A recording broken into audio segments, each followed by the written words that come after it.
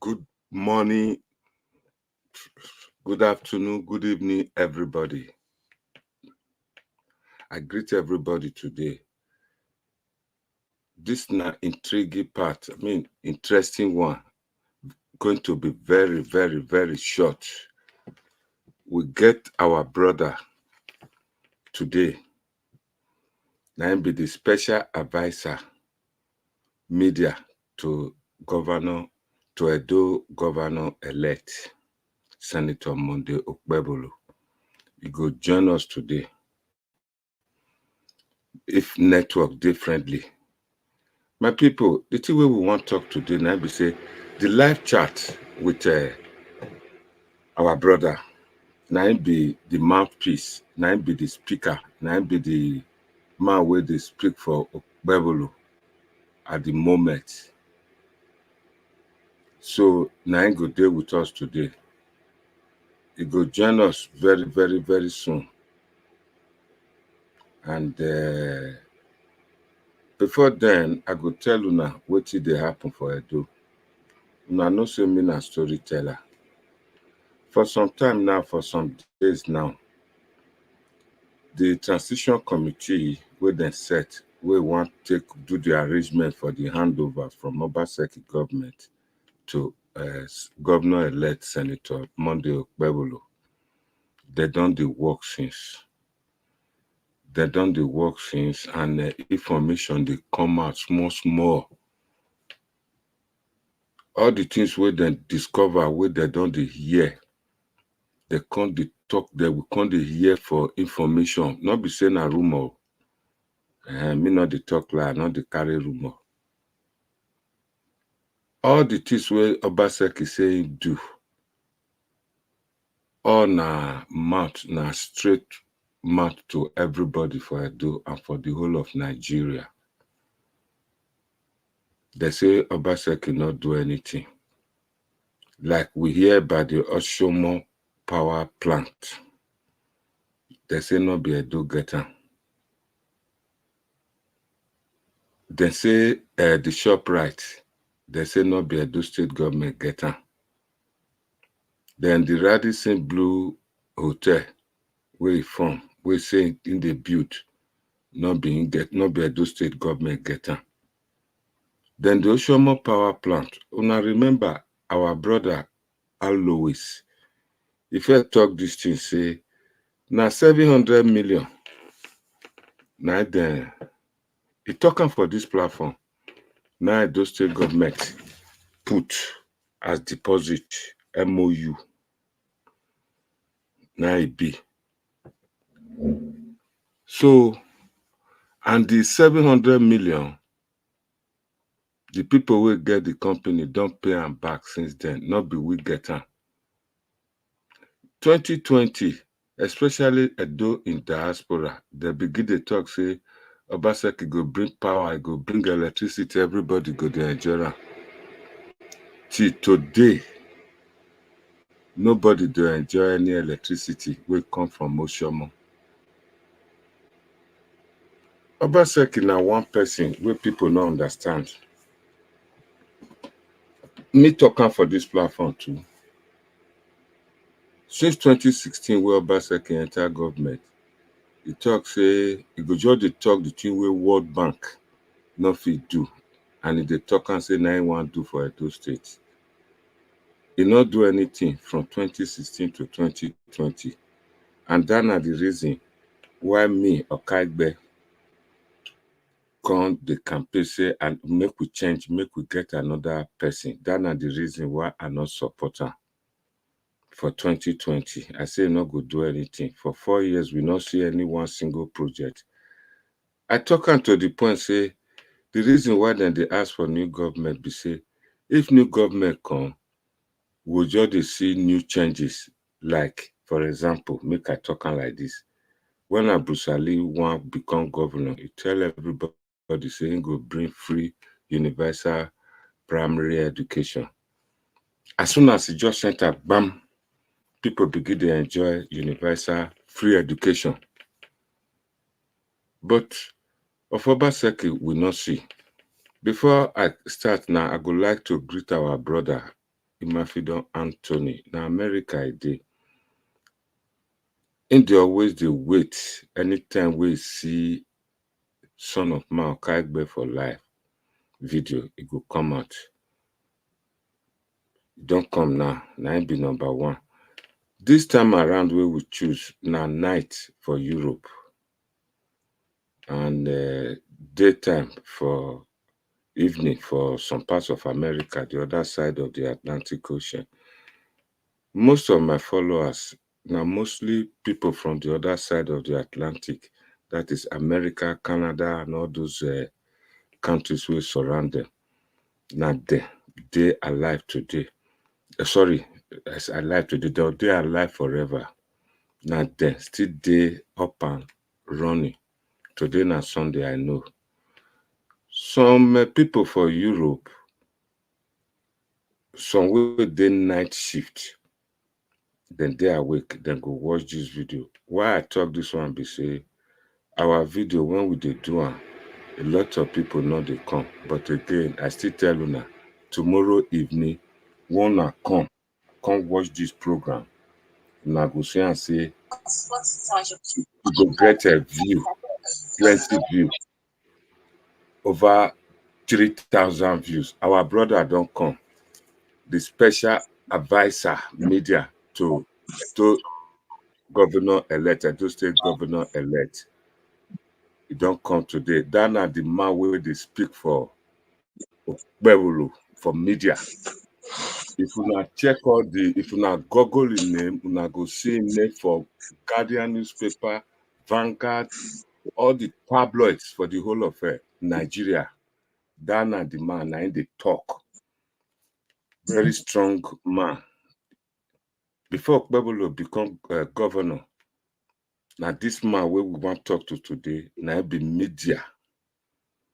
Oga Kpatakpata media for parliament, for House of Representatives, for Senate, for the Red Chamber for Okpebohllo.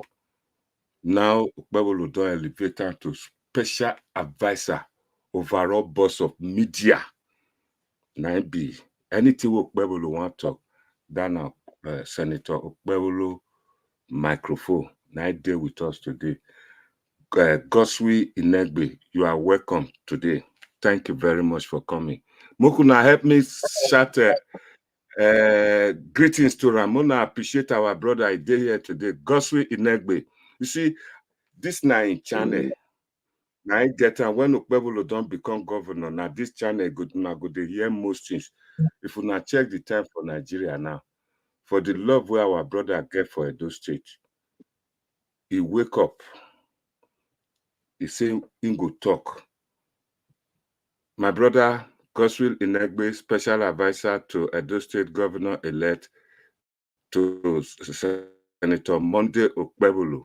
You are welcome to your channel, Edo Netwatch TV. Can we hear you, sir, for having me? Yeah. Are you Thank you so much, sir. Yes, I'm here. Can you hear me, sir? Thank you too. Yes, I can hear you. you loud and clear. Okay. And good evening to everyone Switch on the off your platform. device and come back and on it again. My brother, we are happy to receive you today. Just some time now, we've not been hearing from you. How are you doing, sir? Hello. Yes, I can hear you. I'm good. I'm doing well. We thank God for everything. We thank God for the gift of Thank life God. and the opportunity to be among the living. We give all the praises and honor to Him because He alone deserves our praise and worship. Look at that. Look at that. My brother, a lot of story messages, they fly up and down that the transition committee are in full gear. They are working. But rumors are coming up from here and there saying that about 1.6 trillion naira cannot be accounted for of the total money received from federal allocation grant and gift, foreign donors and all, and internally generated revenue from Edo State indigents. There's nothing to show on grant for these things. I know you are close to our governor-elect and you know everything that is happening now, especially the transitional period. Can you enlighten us today, those of us in diaspora, so that we get a glimpse of what is actually happening in Edo? Once again, thank you so much, sir. It's a great honor to be on this platform tonight. It's your platform. Yeah, thank you so much. Well, It's yours. the truth is that October 16th, 2024, to be precise, we elected the security agencies and, of course, the economic financial crime commissions, EFCC and ICPC, regarding the looting and theft of government property Una dey hear? across the ministries, departments, and agencies, MDAs in the states. And based on the information that we gathered, we had reliable source of information that the manner that the resources of the people of Edo State were being looted and the properties, especially in the government house, were being carted away was alarming. And we alerted the whole world, especially the good people of Edo State, so that they will be aware of what was going on in the state. I also recall that immediately my press statement regarding that matter, the Commissioner for Information in the outgoing administration of OBASEKI, Neihari. Neihari Chris, and of course is the Governor Obaseki Press Secretary Crusoe Spokesman. Saji. So they all also released the statement immediately, trying to counter what we said, and they were asking that we should provide evidence. Well, today I believe that the whole world have seen that what we're doing, we're stating the facts and the way it was, even though they were trying to cover it up. In order to give flesh to our claims on Friday, the 1st of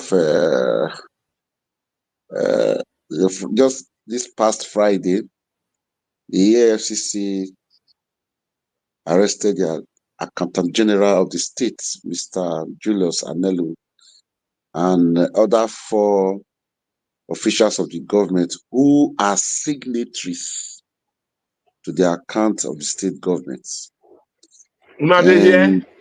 And from the report we got, the EFCC have to intervene because of the manner funds were being looted from government coffers. The one that actually draw the attention of officers media was that there's an account called derivation fund account, government derivation fund account. If you recall, the word derivation came from usually from the state that produces oil known as Niger Delta, and there's a percentage of amount and every month is being paid to the Niger Delta state as derivation from the oil producing states. States. Yeah. So that account had about 27 point something billion as late last month, which is October. But with a surprising move within a week, within the time of a week, the sum of 14.7 billion naira was withdrawn from that derivation fund. And that's Oh my God. major withdrawal, the EFCC got alerted of it, and as a red flag, so they have to intervene in order to halt the continual looting of the Commonwealth of Edo people. And that was the reason why that same day on social media, I saw some publication by the same, of course, agents of the outgoing administration of Governor OBASEKI, trying to link the arrest of the officials to the governor-elect. So in order to put records straight, in order to put things in the right perspective, we have to also release a statement immediately to alert Edo people and let them know the true situation, the reason why those officials were arrested. Because at the time they were arrested, the state government was silent about it. They didn't say anything about it. They were trying to find a way how to cover it or how to manage it. If they can see, they can release the officials that were arrested. When we saw publication try to link it to the government, we have to put the facts outside there for them, because there are those people, they have the right to know the facts and know what is going on in the states. So we have to let them know that, look, the arrest has nothing to do with the government, like with the PD were trying to turn it to, but it's a matter of trying to stop the looting, which the EFCC that has a constitutional power to do that have to intervene. And the guys that were involved, they were the people who has the authority to sign any checks or the other instruments for transaction relating to those accounts, because they were signatory to the accounts. And eventually that was what really happened. It's unfortunate that this is where the state is. It's gotten to a point that less than 11 days, 10 days to the end of this current administration, the agents and officials of the government are engaging in all kind of stealings and looting of money and government properties as if these are their personal properties. And it is wrong. Continue to draw the attention of the people to what is going on. And we appeal to Edo people to ensure So that what this belongs to them is not oh, taken. Thank you. Please, please. Thank you. Go on, sir. thank you. Sorry about that. So are they doing this to disturb Okpebohllo, to stop Okpebohllo from Senator Okpebohllo from having money to start up as a startup for the new administration, or they just doing it as a sort of a revenge? Well, apparently, what they are trying, they want to ensure that the governor-elect will come into government without not having anything to kickstart his administration. Is a part of sabotage in order to sabotage the incoming administration, because I recall in 2016 when Adams Oshomole was handing over to Godwin OBASEKI. I recall vividly that Comrade Adams Oshomole then had the account that was handed over to Godwin OBASEKI.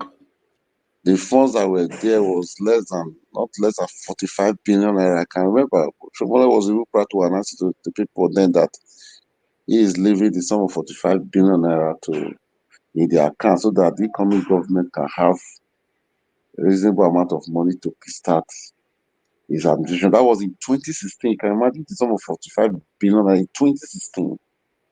And that's what, 16, yeah. yes, that was what the governor then, because everybody knows that incoming administration will need funds to kick off the administration and need funds to stabilize in order to ensure that the governments will be running, because there are going to be bills that the government needs to pay. That has to do with of course, we call overheads. Those that he needs to pay, salaries, and other bills that he needs to pay. So he will need funds of grant to ensure that he kicks his government well. But apparently, what the Obaseki uh, government and their agents are trying to do is to ensure that the incoming government will come into government and meet nothing, meet empty trust, meet empty account, and actually even to the extent that the offices. We are also told that furnitures are being taken away, up to rugs Looted. on the floor be taken away. You can imagine what is going on, sir. So it's pathetic, and it's unfortunate that that's the state that the door has found itself today. Is there any hope that the incoming government can stop them or can recover these monies? Well, yeah, there is hope. Of course, we are glad that the EFCC is already aware. Of course, they have done something about that by intervening. ICPC is also aware. And by the time the governor elect is sworn in on the 12th of this month, and we look into what is on grant, and of course, take account of what is on grant. Anyone's or anybody that is in possession of government property that either illegally taken uh, or stole by any means, such individuals or group of persons have to return the property to the government, because those property belongs to the government of Edo State and not individual.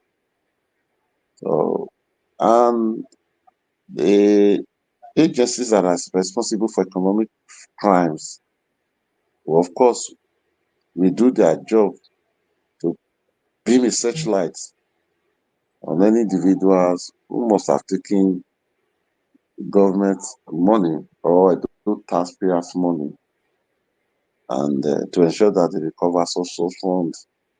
Because everybody knows today that the whole, not just in Nigeria, in the entire world, there is the economic crunch, and nations are finding it difficult because of unavailability of resources to work. And Edo State, the economic administration will need resources to work because the government is ready to develop the state. It's ready to turn the state into a construction site immediately he's sworn into the office. And we want to face development with righteous anger in the state. And we need all the resources to achieve that. And whoever that will be in possession of we coming to that. We coming to that infrastructure.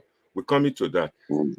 Are they just going to return the stolen money and walk away, or they will be penalized? You don't know. There are laws, sir. There are laws. And anybody that have gone in breach of the provision of laws, mean the extant laws in our nation, we have to face justice.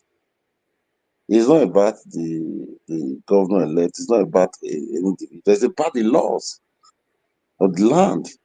There are extant laws that are guiding every action or inaction of any government officials.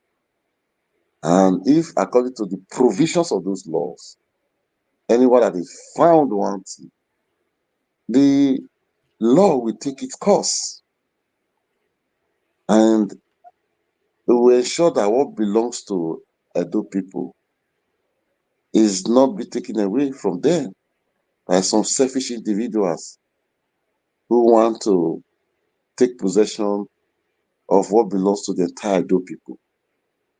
So the extant laws, the Is provision this of the extant laws. fund withdrawals from the various bank and all? Is Obaseki aware of this withdrawal, or he instituted it? Well, he cannot claim ignorance in the sense that to withdraw money from government coffers is not something that unauthorized individual can do. And of course, the governor has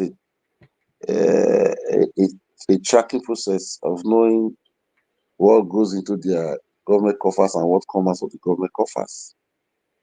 And of course, he has bankers, the banks and the bankers that are managing these government accounts.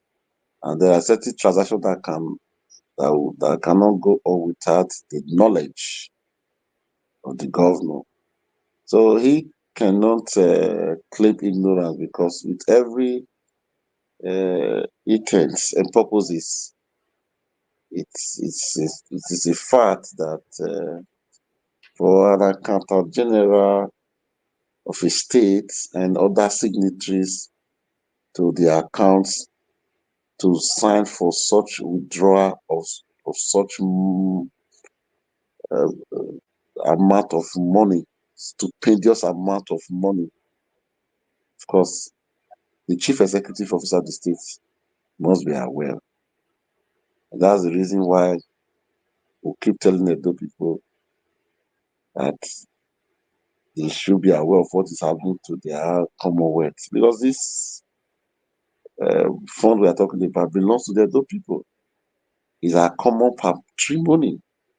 And it is wrong for some few individuals, microscopic few, to be accumulating these funds to themselves at the detriment of the highest number of the people in the state. It's unfortunate to say the least.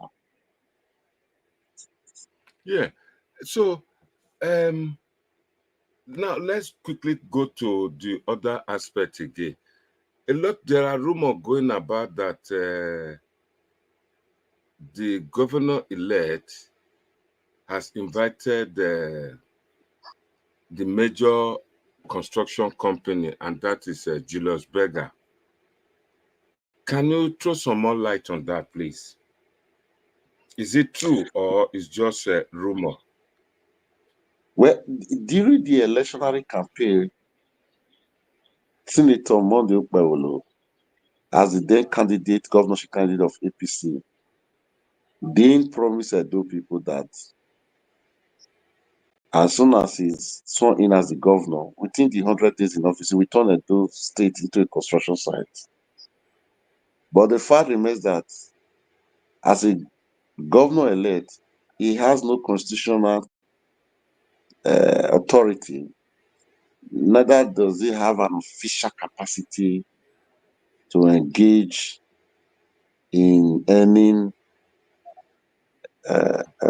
contract signing or contract agreement, not until he's sworn in as the governor of the state. So, whether if he has a plan to engage construction companies to build infrastructure in the state, of course, as I said before, during the campaigns, he told the Edo people that he's going to develop the state, he's going to build infrastructure. And building infrastructure is engaging reputable construction companies. They can give value to money, that can give very standard infrastructure in the state, across the state. Of course, he said that. But whether if he's already doing that now, that he cannot do right now, because I said before, he does not have such official capacity to do that until he's The sworn in. capacity, yes. Yes, that's the fact of the ground. And I like to ask this. Like you rightly said, that there are plans to turn the state into a construction site, that our governor elect will hit the ground running. The question is this: do we have the resources to turn the state to a construction site? With the amount of Well, money quoted just now, 42 billion in one account mm, and something billion in this account and that, do we have it, well, the resources? where the governor elect believe that with judicious management of the resources that accrue to the state, a lot can be done in terms of infrastructural development. He believes that with his determination to work for the people and not to enrich himself, he will be able to do much despite the financial crunch that is ongoing in the country. And he is very hopeful. Uh, of course, he will also have to create other means that can help to increase the revenue of the state. And where there are loopholes across the state will be blocked so that government can have enough resources to develop the states. He also believes, in view of the fact of the Are there plans for, water. are there plans, Mm.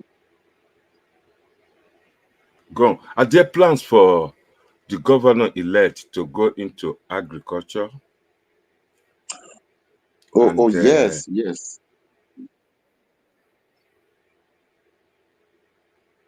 Of course, agriculture is one of the 5-point agenda of the governor elect, because good. agriculture is going to be given a priority, is going to be prioritized in his administration, because there are a lot that can be beneficial to the state through agricultural schemes that he will definitely be introducing. A lot of jobs can be created through that sector. Uh, of course, we can be able to provide food for our people, and such sector, if well managed, can open opportunities that will be beneficiary to the people of those states. There are some countries today in the world whose mainstay, economic mainstay is agriculture. So the government believes that if the right focus is given to agricultural sector and the right investment is made into the sector, Edo State will be one of those states that people will want to come and live and even work because of the opportunity that will be available in that sector. And the government let also believe that through technology, a lot can be done in all the sectors. And they also believe that investing on the relevant machineries to help in mechanized farming, that will also go a long way, making the sector a viable one. So, as I said before, the agriculture is one of his major 5-point agenda, and he's going to ensure that he's giving priority in his administration.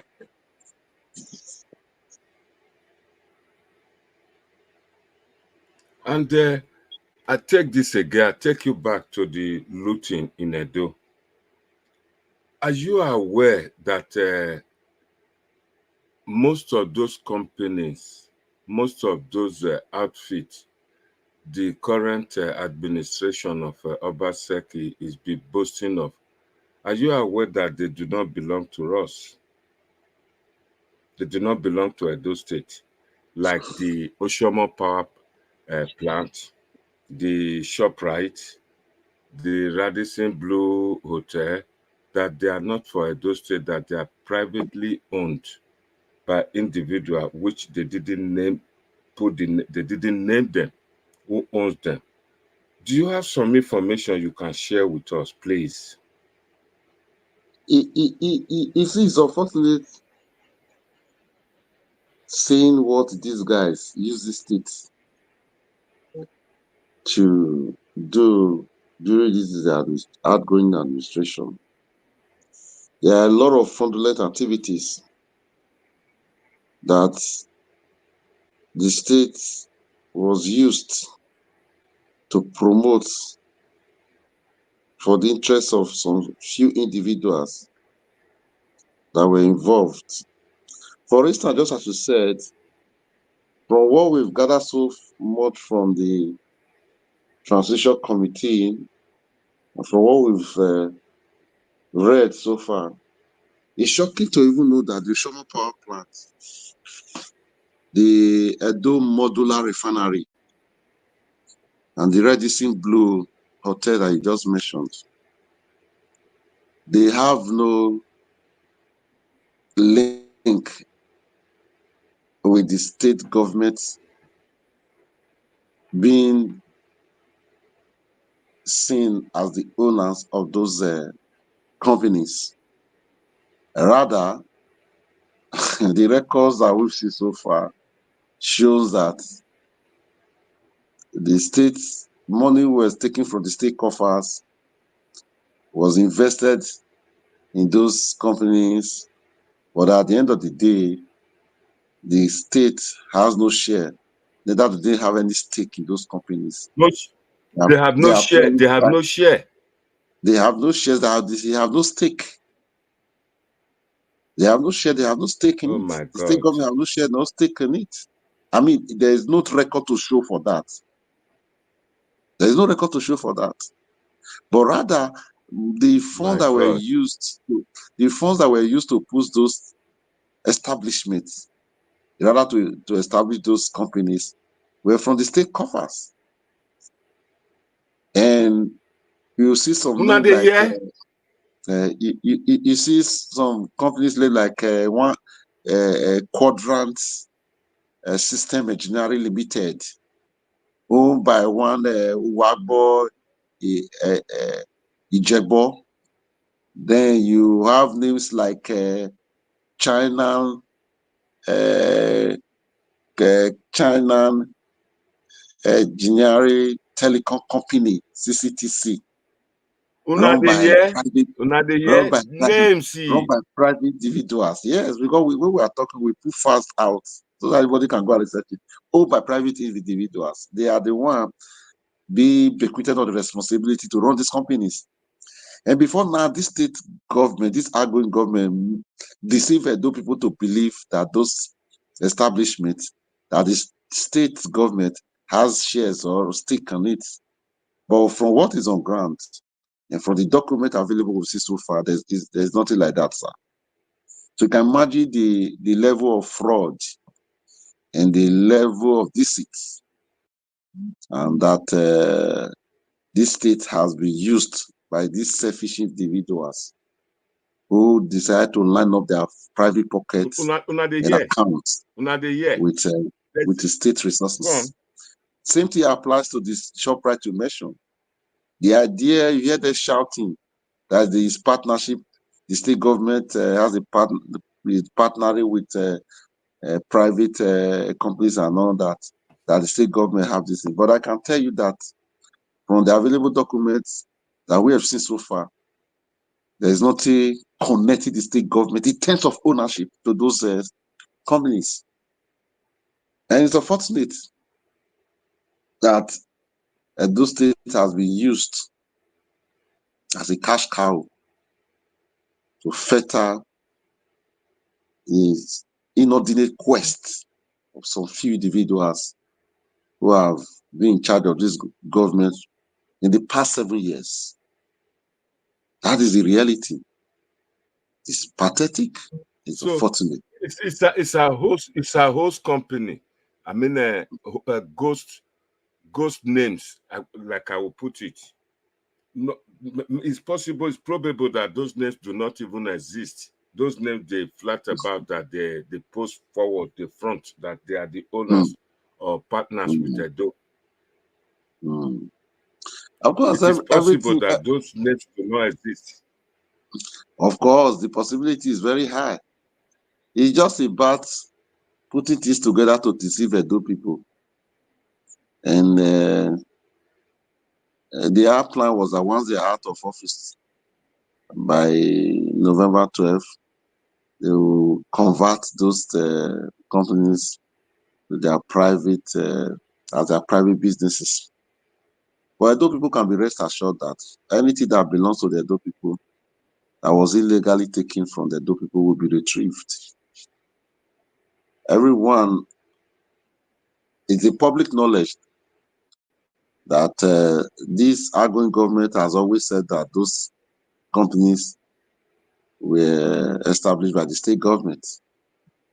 And that's what they've told Edo people for the past 7 years. So at the appropriate time when the governor-elect will be sworn in and settled down in office, it will ensure that whatever that Edo taxpayers' money was used to procure or to purchase, which they are trying to convert to their private as a private inheritance. The people of Edo State has given the governor-elect a mandate to protect and defend their interests. And that singular job the governor-elect will do without no fear or favor. Thank you. The other question I would like to ask is, a lot of this money were taken before the intervention of the incoming government. But is there any hope or ways that we can believe that a lot has not been stolen from the coffer of Edo before this time? Because I was trying to check on the internet. I found out that they said OBASEKI is one of the 7th richest governors in Edo State. Could that be the reason why he wanted Aswan to take over, Aswan Ighodalo to take over from him? Well, clearly, from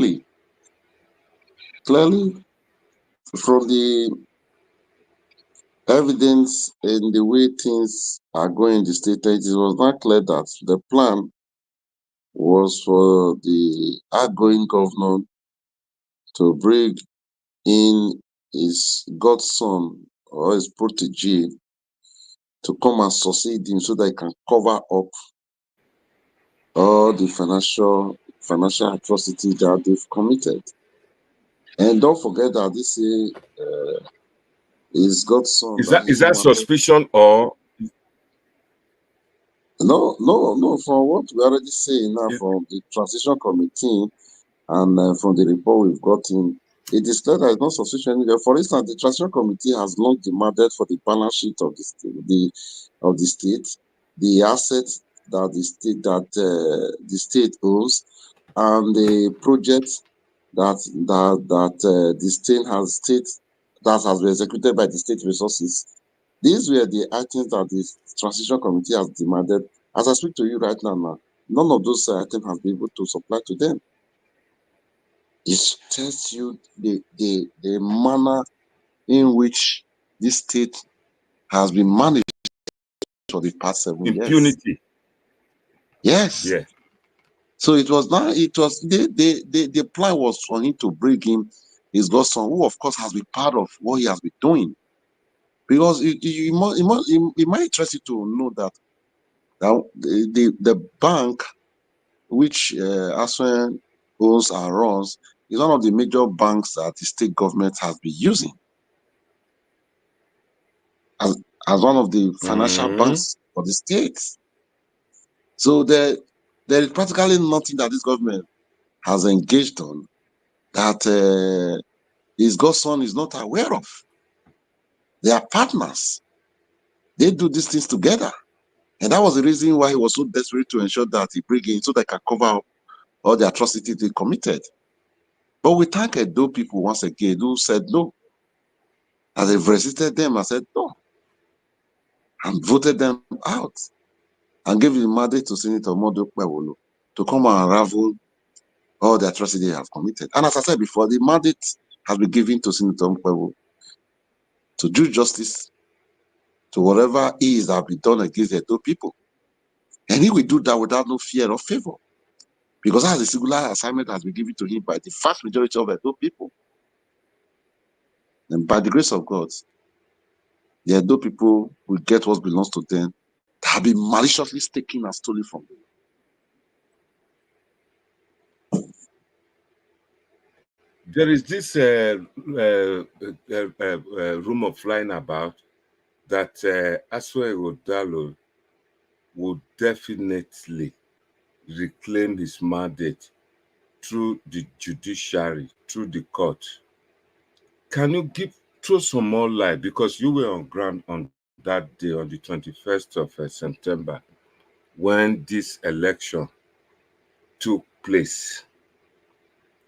Is there anything to suggest that these people, Okpebohllo and his co-traveler, will or can reclaim their mandate? Well, sir, you can only retrieve something that was taken from you. And to the best of our knowledge, there was no mandate that was taken from Aswin. So what is it to retrieve? The vast majority of Edo people voted for Senator Okpebohllo, and he won overwhelmingly. And he was declared as the winner of the election. So which mandate is he now retrieving when he was not given one for the first instance? You see, in any contest, people have the right to their opinions and their assumptions, especially in this climate, in this part of the world, when once election is conducted and the loser hardly accepts the reality in the spirit of sportsmanship.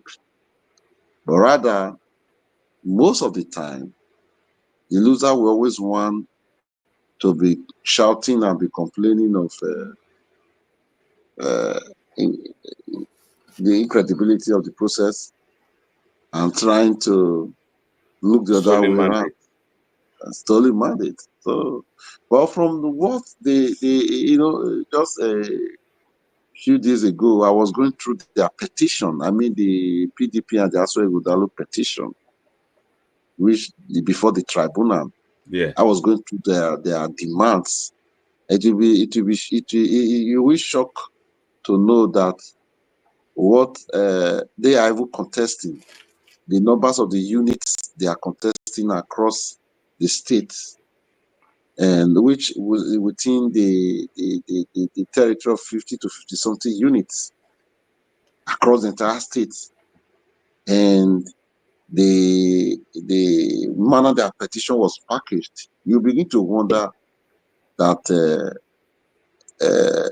if they really know what they were even doing, because we have so much noise from some of their followers on maybe some of those social media platforms talking about having their own RF, having their own result sheet, having their own declaration of result. But from that petition, it does not even reflect what they are talking about. Because they have no, one thing about going to court or tribunal is that he that alleges must prove. It's not enough for you to shout, but you need to corroborate your claims with verifiable evidence, with empirical evidence. So, and that they lack from their petition that I read is watching. There's nothing there. Not to talk about getting back a mandate. So for us who just look, I'll be looking at them, because as far as I'm concerned, it's this exercise of futility. The election, the September 21st election, 2024 in Edo State, the governorship election, was credible, peaceful, and transparent. And anyone that is stating otherwise, is just trying to deceive him or herself, because the reality speaks for itself. So what they have at the tribunal, their petition, is nothing to sleep, is nothing to lose sleep about at all, because they have no thing to claim, to show, not to prove that their mandate, just as they keep saying, that was taken from them, sir. Thank you very much. Thank you. The other one would like to ask now is the current governor, the outgoing governor, Governor Godwin OBASEKI, is he going to appear on the 12th of November at the Ogbe Stadium for the handover? You don't know. Well, I don't know. Hopefully, we're expecting to, because it was expected of him to officially hand over to the incoming government on that day. But I don't know whether he's going to be there. But from what some of information we're hearing, because of the manner they've stolen things in the outgoing government, almost all the officials, they are now scared of EFCC, and they will all try to avoid any place or avenue that can warrant them to be taken off. Where I've heard some information from other places that the governor is trying to see how he can, escape any form of arrest or invitation from EFCC. So in order to avoid that, you want to stay away from that environment, because by November 12th, his immunity clause will no longer be there. So we hope that he will come to the stadium, that come and hand over to Senator Okpebohllo, who's the next governor of Edo State. Hopefully he will be there. Come and hand over. We got this information that a lot of them are running away. people, a lot of most people in this administration, those that matters, they've left so far since left the country. How far is that true? Yeah, we also had we had the same information that some of them are leaving the country, trying to run from the law, trying to escape justice. But the reality, the truth is that uh, a man who has run foul of the law cannot run forever from the law. The law must surely cut off with any person and run foul of it. Edo people deserve the best, deserve better than this. And whoever that have decided to convert the taxpayers' money to their personal aggrandizement, Edo people deserve to get what belongs to them back.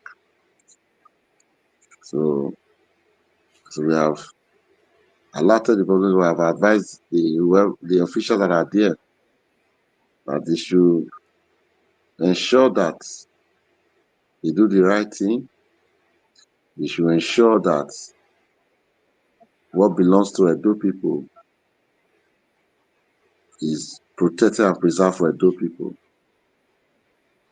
And they should allow the fear of God drive them. Because at the end of the day, every man will account all the work he or she has done. Thank you. People at the comment section, the link is right there. If you want, if you have any question, you can come aboard to ask our special advisor, media to Governor-elect Senator Monday Okpebohllo. There's one question for you, sir, from Anthony Mafidon from America. He said, upon all this looting, he said they had information that OBASEKI wanted to take another loan. Then it was stopped by the. Can you throw some more light on that, please? That the Governor Gordon OBASEKI wanted a loan again on top of this to give more headache to the governor-elect. Well, that's correct. I think it wasn't a low pass; it was a supplementary budget. He targeted upon a supplementary budget, and he wanted to take that less than a week to the end of his administration. But the House of Assembly members felt that it was becoming so unreasonable, becoming so unthinkable that the government that is shutting down wants to get such monumental amount of money, and they have to deny the request. And for the first time, most of the members of the House of Assembly who Yeah, are we even are members hearing you of now. the We are hearing you. We are hearing you now. Before it was gone. Please, can you take us back again and continue from there, please? Okay. Sorry, as I said, well, that Yeah, report. that position is good. That your position is good. Yeah, so the report is They said we heard the rumor that OBASEKI was trying to take some supplementary budget from yes, okay. the bank. No, he the governor approached the House of Assembly through one accident to approve a supplementary budget, which Sorry to cut in there. Senator Monday Okpebohllo, the governor-elect is watching you.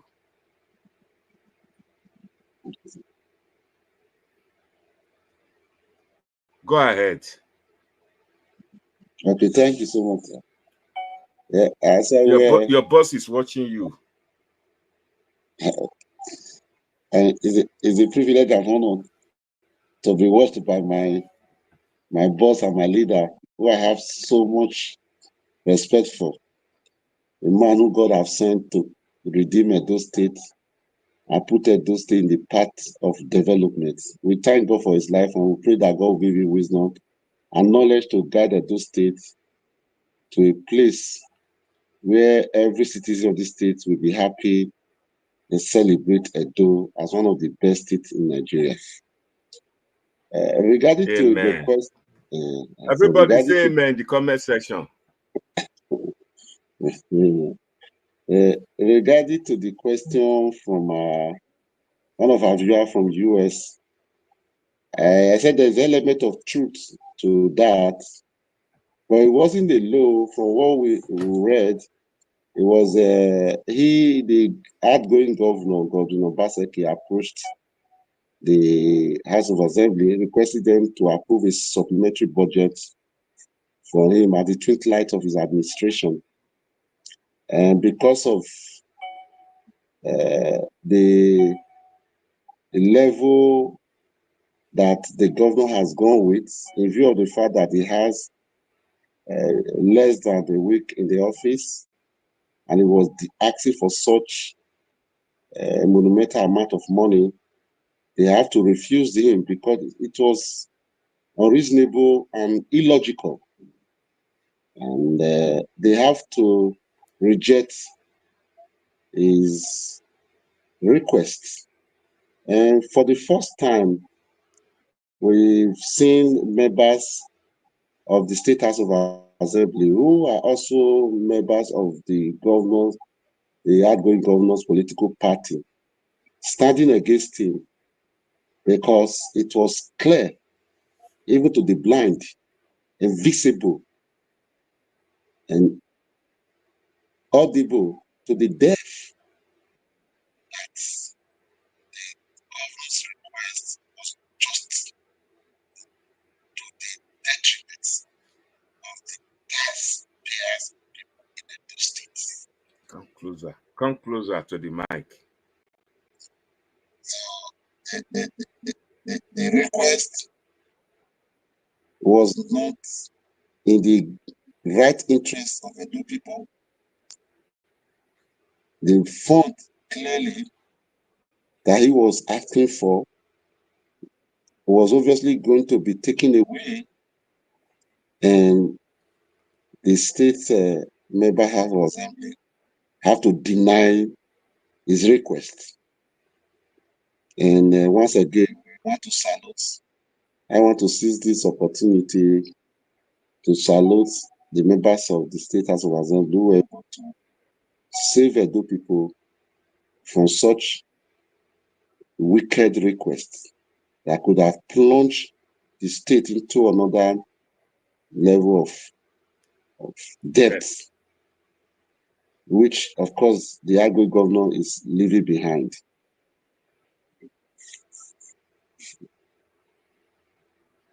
Another question for you from one Asoro is saying that can we introduce our native language in our schools?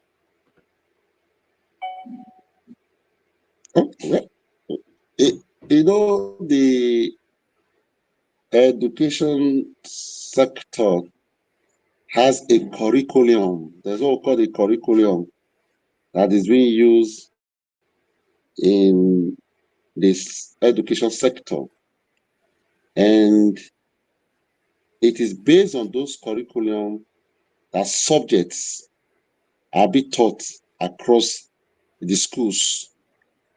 But by the time the governor-elect comes into office, and of course, it will take us his time to look into the education sector, and of course, look into ways that will help to transform the educational sector. Because as it is today, what we have in education sector in Edo State is an eyesore. Over the years, the outgoing governor bamboozled the Edo people by a so-called Edo Best scheme that he said he run. But the truth has begun to unveil that the Edo so-called Best was just a channel that was used to siphon the Edo taxpayers' money. But by the grace of God, as soon as the governor-elect comes in, he will settle down and focus on the setup, because in any case, education is one of his 5-point agenda that he wants to give priority to. So if there is need, if it is needful for our local dialect to be introduced to our educational curriculum, the governor-elect, of course, will look into it, will into the advantage and disadvantage, and look into the needs. And if it is needful for such to be introduced into education sector, he will give attention to it. Because he is someone who is coming to revolutionize Edo State. He wants to revolutionize all the sectors across all board in the state. That's why he is saying that he's coming to serve.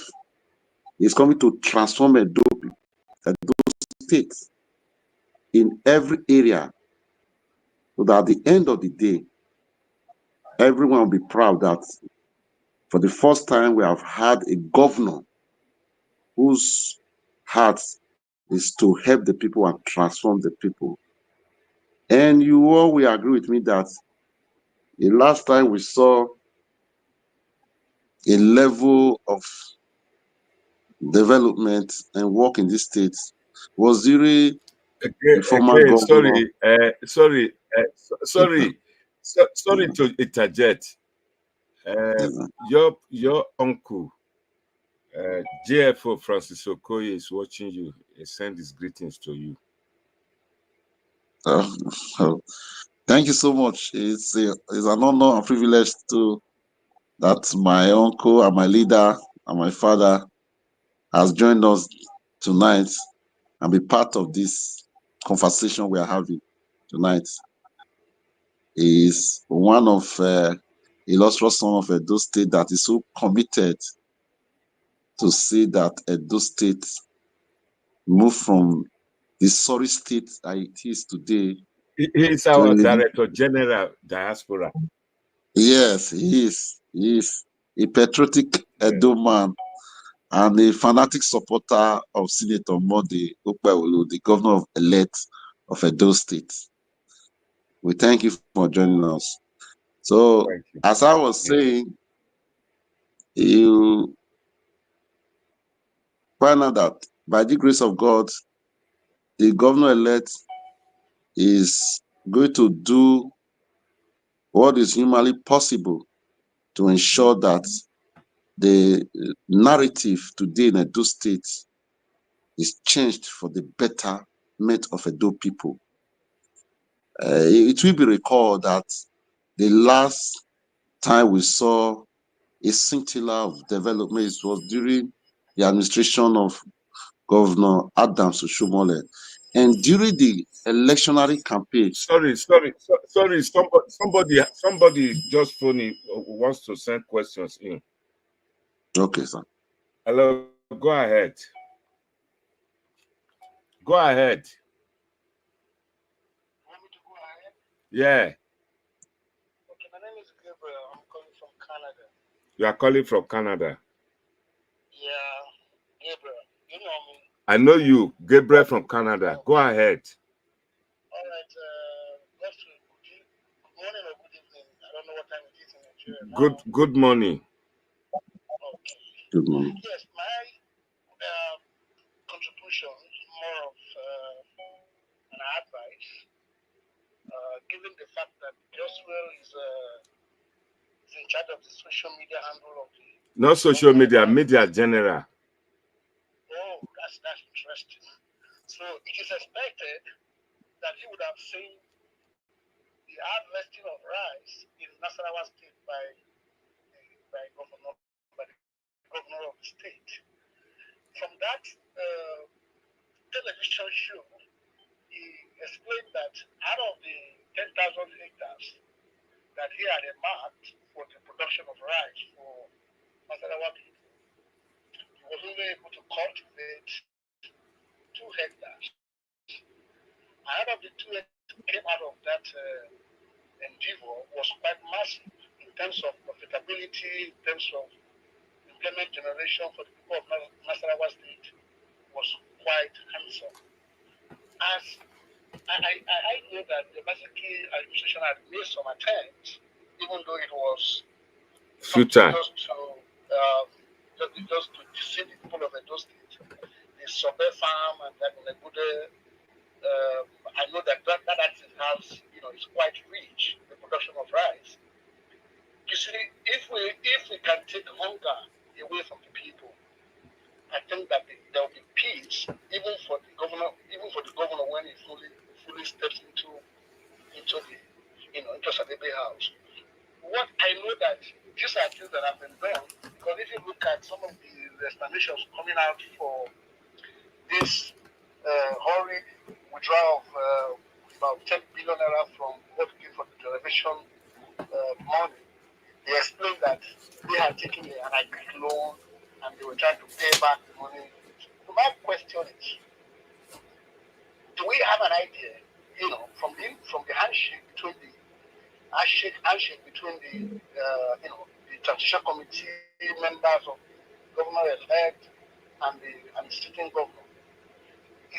Was there any evidential document to show that agric loan fund was actually given out to Edo farmers? That's one question. And maybe the second question is, yes, that I just gave the perspective of Nasarawa State. Is the governor thinking, because right now what he needs to do is to, get his guys around and start thinking of what do we do? Not that when he steps, that's when you start thinking. I know that, I know that network of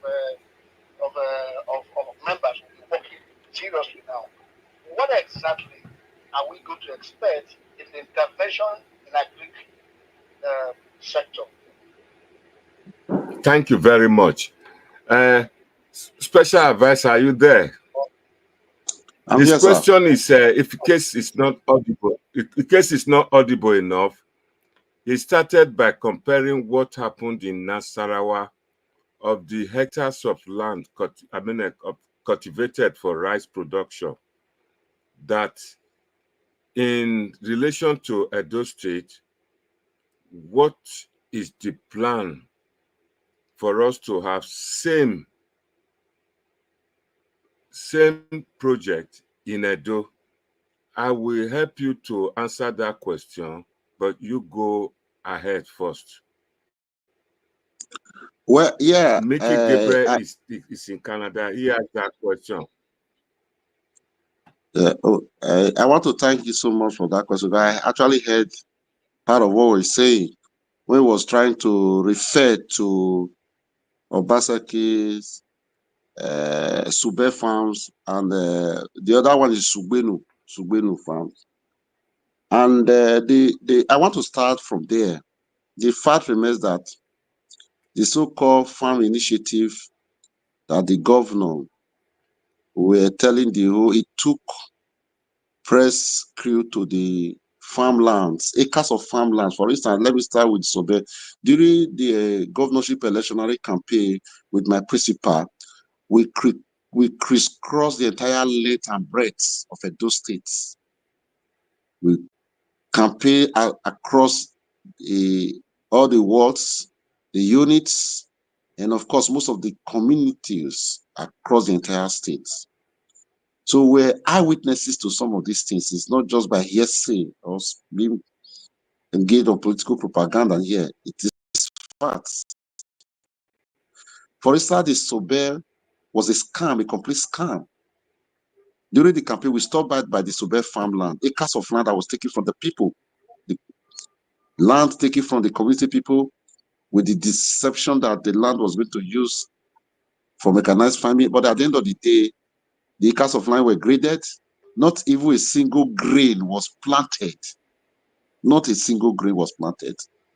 But I recall that the governor took the press crew to those acres of land, did photo shots in order and just to show, to deceive the entire world that what was going on. But there was no single grain that was planted in those farms. Same thing in Sugbenu. I'm from Edo Central. So Sugbenu is part of Edo Central. Those farmlands, nothing was planted. So the outgoing governors, so-called the farm initiative, was nothing but a scam to Edo people. And secondly, I also want to put it on record that there are a lot of various loans, agricultural loans that were taken by this outgoing government led by Governor OBASEKI.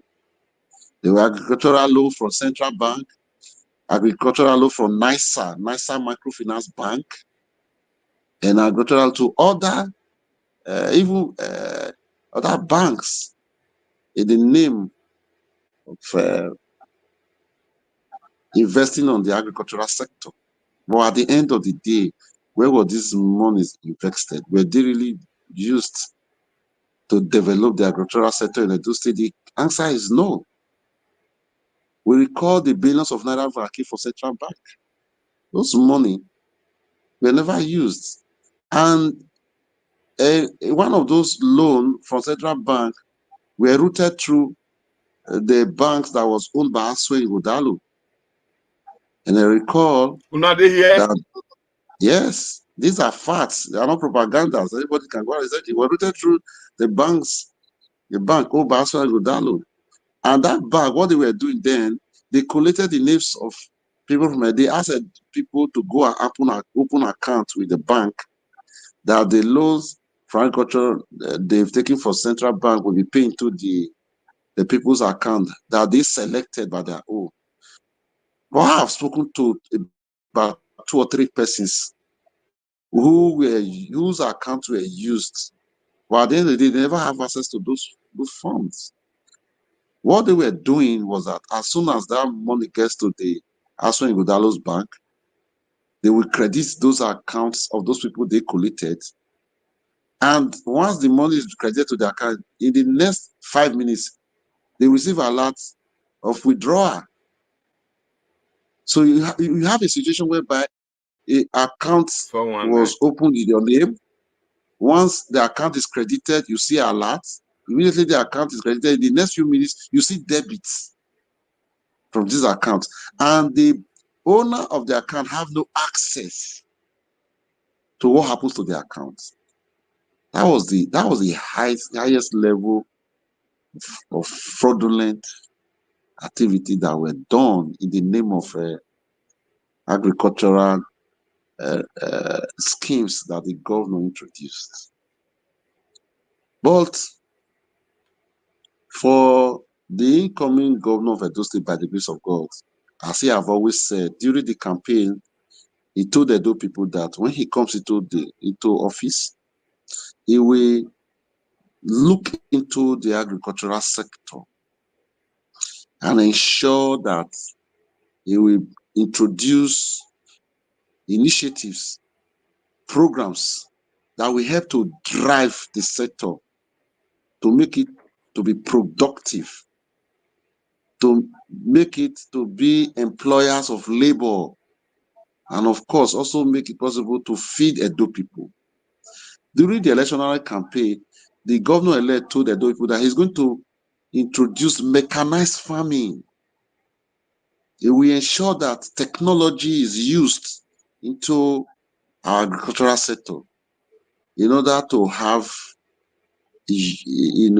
massive yielding and production in our farming. And it will also make farming attractive, that people will want to go and farm because of the gains that will be inherent in farming.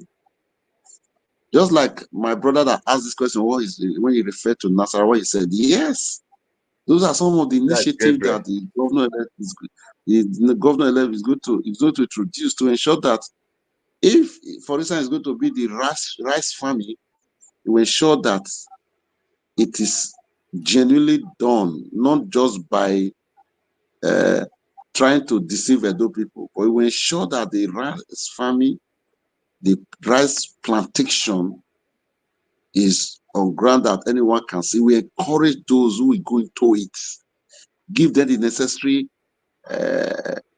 equipment, necessary financial assistance that they will require to have a rice farm that can produce rice for Edo people to eat first, then of course to also sell to other people across the nation and outside the nation. The agricultural sector is one area that the governor-elect promised during the campaigns that he's going to place priority on. He's going to prioritize it in his administration because agriculture sector is very important to any society. It's when you're able to develop your agricultural sector, you're able to create job, you're able to provide food for your people, and there are other lot of things that comes within that will be beneficial to the people. And as the governor-elect has another question promised, for you. focus Another it. question Yeah. for you, Special SA. Another question for you. Go ahead. Gabriel will come back. Go ahead. Okay. So there is no wait. saying There's a question from you from America. okay. Go ahead, America. Hello? America, go ahead. We seem to have network problem. Mr. Goswick, please go ahead. Continue. Yeah, so as I was saying, the agriculture is one of those sectors that, by the grace of God, the governor-elect will pay attention to because of the inherent gains. I will come in at this stage. I will come in at this stage. Viewers at home, you all will recall when governor-elect was on this platform, he told everybody that agriculture will be one of his priorities. Like our brother, the SA, the special advisor on media to Governor Okpebohllo, rightly said that he will introduce mechanized farming. All what we are saying today, there are a lot of Edo people in diaspora who one way or the other, due to their dent of hard working, they have experienced those mechanized farming. We will first point of attack will be on cassava. We want to produce cassava in Edo. And now that our SA is here today, please take the message to our governor-elect. He's here watching us. Tell him that the people in diaspora are ready to come in, play role model to our timid youth in Edo to go back to the land and to the farm. We will help in that area. Encourage them to go to the farm. Just imagine one banana in the United Kingdom, because I buy banana almost all the time. One of them will cost, for me to buy one or two, I must have £1.50, which is roughly 3,000 naira for two banana, not the bunch, not the bunch. So what we need is a land, the machinery, like he rightly said, then the storage facilities, and the buying house for us to take off. Because we need all these things in Edo to produce.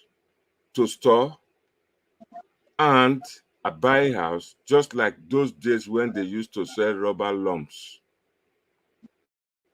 People can, the one we produce will feed the whole Nigeria, and at the same time, we should be able to export. In the whole of West Indies, they live on banana. The countries, they don't have the oil. They live on bananas. They produce banana and export to Europe, and they make money. The same with Brazil. Even Morocco, they produce vegetables, they produce flowers. They send them to Europe all the time.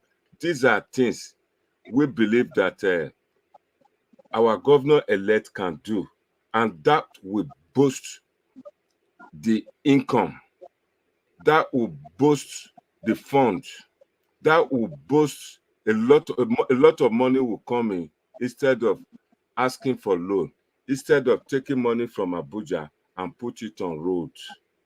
The people want the agriculture first so that we can generate income before we can think of infrastructure like roads. The infrastructure we need now are the storage facilities, the land, the buying houses, and the storage for our agricultural produce.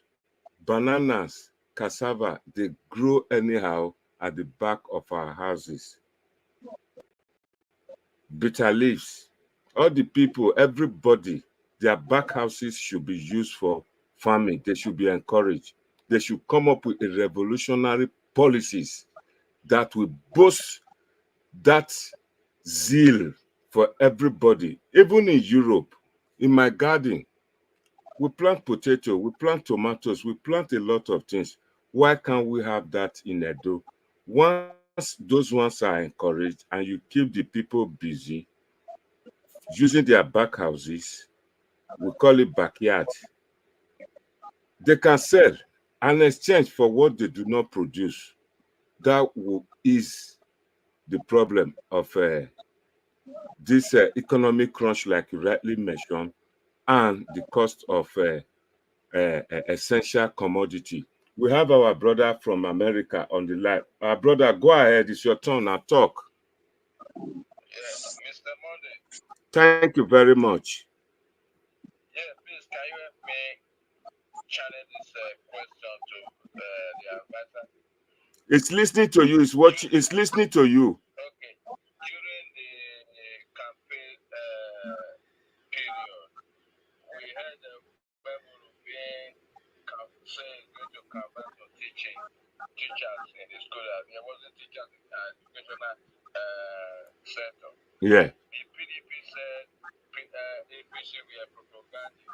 But right now we heard that the PDP government, the OBASEKI just hired about 4,000 teachers. And to that 4,000, is it real? And if it's real, will that satisfy the problem of teachers in our schools? Thank you. Thank you. SA Special Advisor.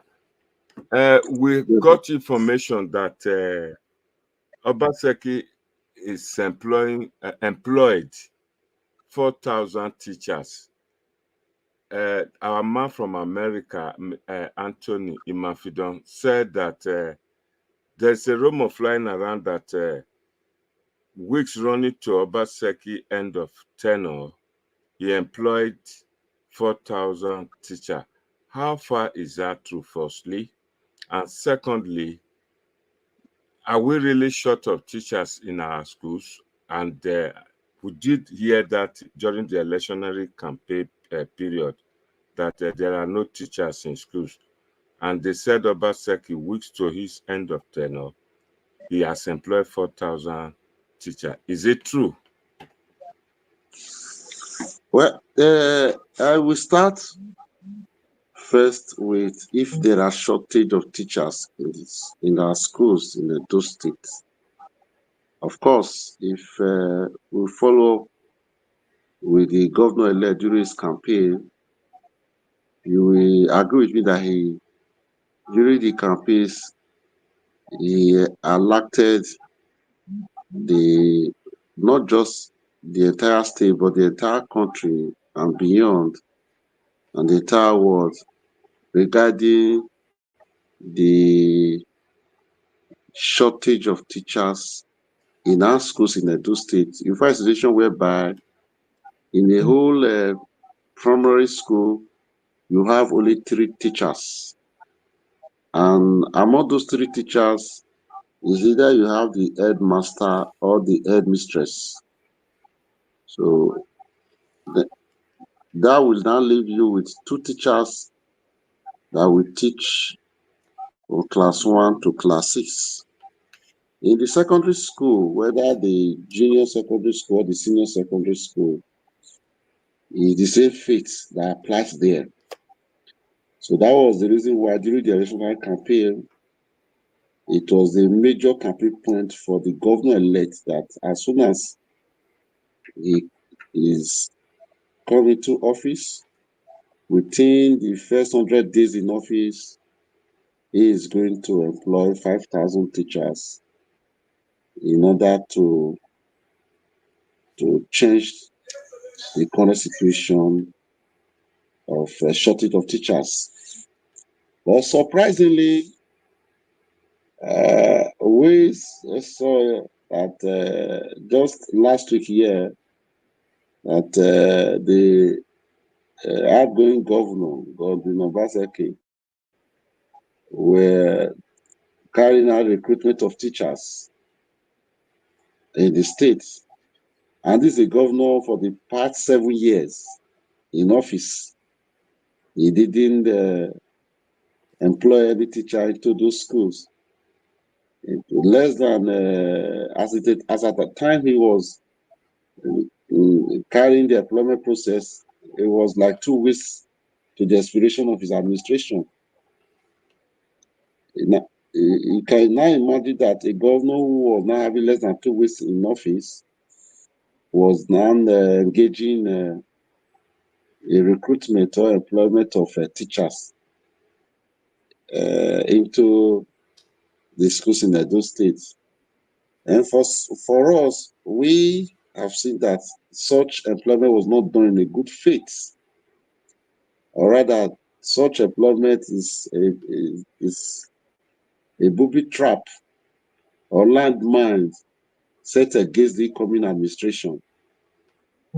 Because how can the governor who has been in office for the past 7 years, you're having less, as of today, having less than 10 days in office, and you didn't see it, you didn't deem it fit for the past 7 years to employ teachers to cover the shortage of teachers in the schools. I mean, while you were shouting to the entire world, you were doing do best without no teachers, without no roof. But less than a few days to the end of your administration, you were now employing teachers which you didn't even have plan in any case to pay. You went back on employment process that you didn't have a plan or how to pay salary for these people you are recruiting. And so, to every logical mind, to every reasonable human being, you know that it was an action taken in bad faith against the incoming government. It was nothing but a booby trap for the incoming government. And the process, from what we have heard, from what we've gathered, the process that was even taken does not align with the process and procedures provided by the law, the extant laws regarding the employment of workers into the state's civil service. So you can imagine how mean that some people can just be. You know, it was a clear case that since the outgoing governor lost the election, his godson couldn't lost the election, and because of the loss they suffered, they were doing everything possible to sabotage the incoming administration. But we thank God and we thank the people for those states who have been with the governor-elect. By the grace of God, as soon as the governor-elect saw in on November 12 and he settled down in office, he will take our time to look into all these things. and to ensure that the proper things are done, the proper procedures and processes are strictly adhered to, and to ensure the right thing is done. And by the grace of God, God will continue to guide him that this trap, the booby trap that the outgoing government is setting up against him, God will help him to navigate towards it, that he will not work against his administration, but because that's the intention of the outgoing government regarding to the so-called employment he did. And for the record, it's not even only for the teachers recruitment I did. From the information we have gathered, there are other ministries, departments, and agencies of the government where secret recruitment are going on. You can imagine what is going. You'll be surprised. You'll be shocked. You have secret employment process going on in most of those ministry, departments, and agencies of government that does not even meet up with the procedures and processes of employment as provided by the extant laws. And as I said before, things they are doing the bad faith in order to ambush the incoming administration. But we know better than what they are doing. And God will help the incoming governor, the governor-elect, to navigate and do the right thing by the people of Edo State. He has promised, of course, as we said before, during the campaign, the governor-elect promised to employ 5,000 teachers. And he has a plan for that. He has a process for that he has put on ground that he will follow to get that done. And as soon as he's going to take over the governance of Edo State, he will follow the programs and plans which he has for the state. And nobody can boost the governor-elect in respect to what the plans and the programs he have for the Edo people, which will make their life to be better and make the state a better state for everyone to live. Thank you. I think with that now, I think maybe can I just interject? Also, like you said, it's an ambush. It's a booby track. Yes, I agree with you.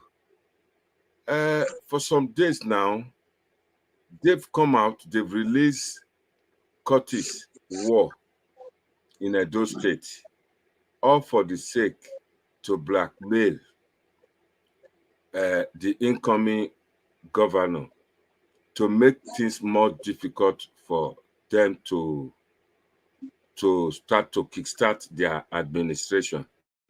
The other problem I need to really check here is that how can the incoming government solve this problem that the outgoing governor is trying to create? For example, I got a post on a social media that they encourage those women, those traders, street trading, the whole of Ring Road. They started selling, they started doing all sorts of things. Then around some certain area of Benin City, metropolis, that the Curtis are fighting. All these are planned to cause mayhem and to make the government, to make Edo State ungovernable for the incoming government. Is our incoming governor ready for all this menace? Well, thank you so much for this question.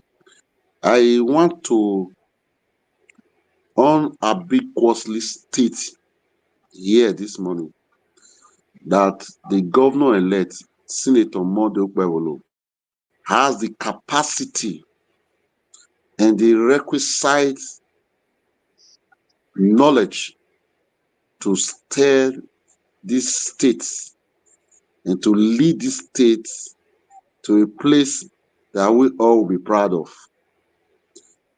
Just as you just acknowledge, we are aware of all these plans that the outgoing government and the agents of the government are doing to lay ambush against the incoming government, to set the state into a state of chaos and restlessness in order to erroneously give a wrong meaning as if he is leaving the state. That's why the state has not turned upside down. But I can assure you that the incoming governor, the governor-elect, is someone who God has blessed with wisdom to lead the people. He's a leader, and he has the capacity to put everything in the right places and put everybody on check. And he have demonstrated that leadership even before the election. If you recall, after the primary election of the governor-elect in APC, there were a lot of people who contested that governorship ticket with him. In fact, there were 29 aspirants. 29 aspirants who contested with him. But because of his leadership quality, the ability to unite people, the ability to lead well, none of those aspirants that contested with him left the party. All of them joined him, surrounded their facilities that they used for their campaign, hand over it to the campaign organization of the governor-elect as then, and supported him. But in other hand, looking at the other party, which was PDP, only 11 aspirants contested with as when he was given the ticket. The question is, how many of the 11 supported the PDP candidate? That's when Okpebohllo. He was in commotion. The House couldn't even unite, I guess. And that was the beginning of their failure in their election. So I say that to say this. Whatever things that is going on today be orchestrated by the SA 1 second. SA 1 second. I'll just try to vindicate you on this. Watch this. Likely to swing. Is that fine? Thank you. Ladies and gentlemen, I've been having a talk with Dr. Chief MD, we'll put that for short. I'll be right back. The ESR agenda. Yeah. We have two candidates, major candidates, that is, PDP and then the APC. And the third one from Nationland, so that's Paul OBASEKI from AGC. Okay, it's fine. I apologize for not mentioning him. I was just looking at the, prime candidates if you will. Now, so where do you think that the pendulum is likely to swing? Help me understand, evaluate both of them against the present reality. We have Dr. Okpebohllo, and then Senator Okpebohllo. Where do you think the pendulum? So we have to be critical-minded about them. Absolutely. And with fairness, we have to look at them from the perspective of what they actually bring on the table. Like I said, I'm very open-minded. I've not made up my mind on who among these two people I'm going to support. That's the honest truth. And let's look at Dr. Aswe, for instance. As a banker, he's been part of the government policy. He's been part of the Edo government, one way or the other, trade private sectors and everything. And his strength is he has a sitting governor backing him and a sitting PDP. That's not a guarantee.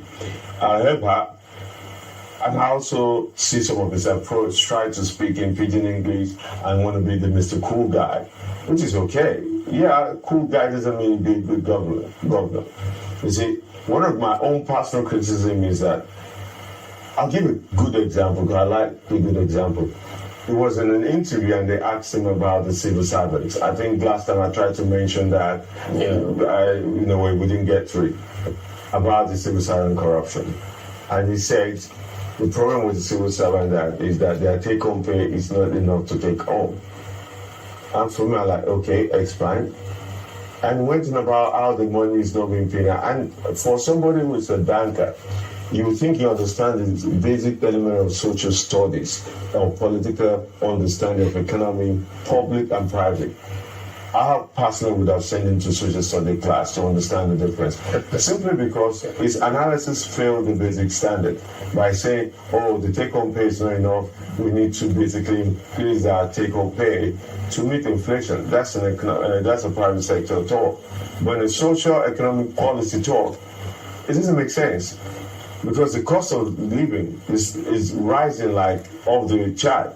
How much would then be the basic pay for civil servant? It will keep rising, and same with the public fare. Then you cannot meet. He didn't talk about many of these public servants get about, say, give or take, 50,000 basic. But I'd ask you, how much in that direction has Okpebohllo impressed you? Neither has he impressed me critically. I like the fact that he's a sitting senator. I like the fact that in his community is well known they provide free bus ride across the central district. I've not fully heard him articulate very well his vision or purpose. I like some of the moves he had made to unite the warring faction in his party, able to make peace with Okpebohllo and the other. Does that trickle down to good governance? It trickles down to management. It trickles down to somebody who's willing to settle. You don't make peace with your friends. Could you have done otherwise? Even the second, if you want to win an election, could you have done otherwise? I mean, that's commonsensical. I'm just thinking out. Yeah, I should have not done that with the warring faction.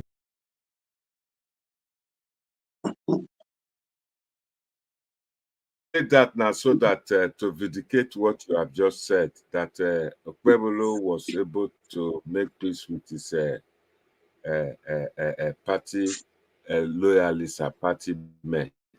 But before you go on, sir, there's Mickey Gabriel from Canada again. He wants to speak to you. Mickey, go ahead. Thank you for the position on agriculture. As a young man, then I was in Polytechnic. I used to follow my schoolmates, parents to farm along Warake Road up to Auchi Warake Road. See massive land, very fertile for the farming of cassava. So that thing you said about cassava, I will urge the governor-elect, when he fully takes over, to place special emphasis on the production of encourage people to go into cassava farming. Yes, I know the insecurity challenges in those states and perhaps all over the country.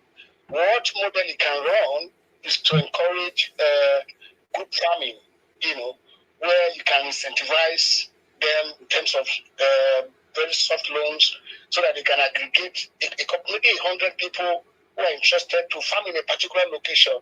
That way it is easier to provide security that will cover almost all of those people.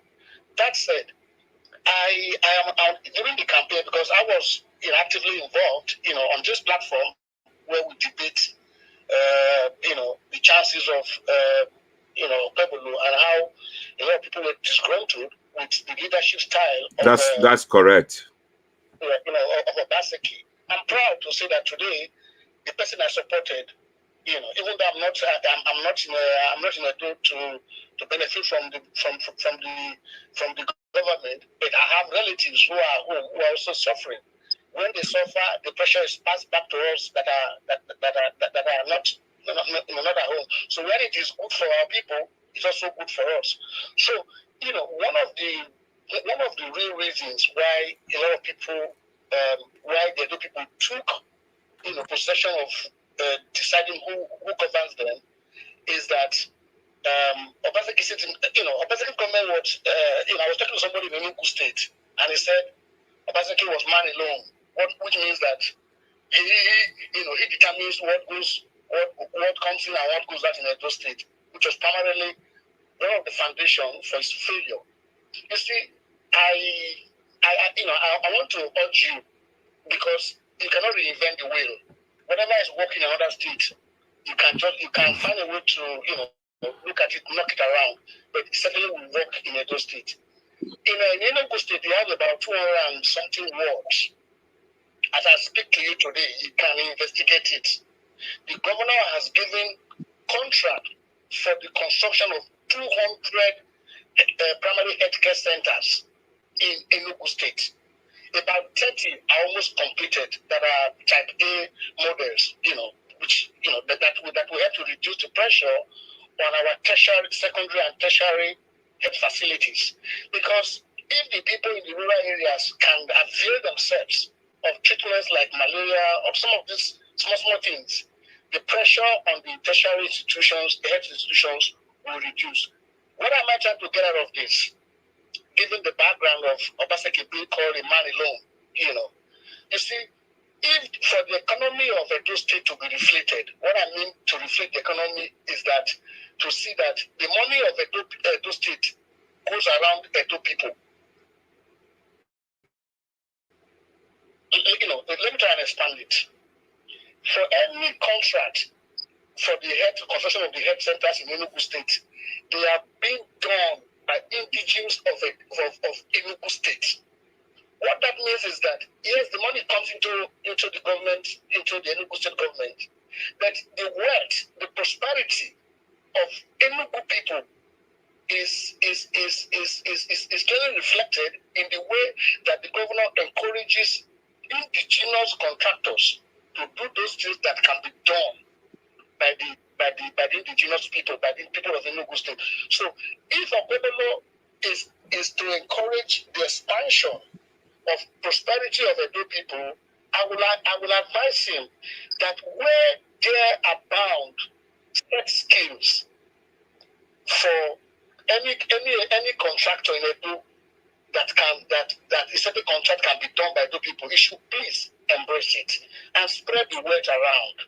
Edo cannot be getting say 16 billion or 12 billion from federation account and then revenue generation, assuming is about say between 20 billion every month. If the governor spreads around 10 billion, not that people money. That is the mistake of made that they're asking me to share the money. No. When you give contract to somebody that is from Lagos State, for instance, he takes the profit to Lagos to further deflate the economy of Lagos State. But if the contract is awarded to an Edo person, he makes a profit of 10 naira. He engages people to work with him for the contract. What we are doing is that we are growing the GDP, the economy of Edo people. So I don't know what, because yes, I heard about Julius Berger coming to take some measurement along Okpebohllo slope and all of that. Wonderful idea. Such contract, I know you require, key skills, key competencies to handle them. But where it is possible for an Edo indigene to do the contract, please, I will beg you. The governor should have that at the back of his mind, that he needs to grow the wealth and prosperity of Edo people. Thank you very much, Gabriel. Gabriel, I'm going to invite you on Tuesday. You come on the platform again. This is your platform as well. You always come and give advice. I always come. Thank you. I will invite you. Let me re-echo what Gabriel is saying. He lives in Canada. He is saying that in Enugu, 200 health centers were built by the local contractors, and that those money for contracts, those infrastructure should be, the work should be given to our civil engineers, our people in Edo State, so that the money can recycle, so that they can spend that money in our market, New Benin, all over, and that it will trickle down to the ordinary man in the village, it is far back in the rural area, the hinterland, and that it will recycle. That OBASEKI didn't do that. Of the 1.6 trillion naira that came to Edo State now, if that money was spread around Edo people would be better off than what they are today. Mr. Goswe, what do you have to say about that?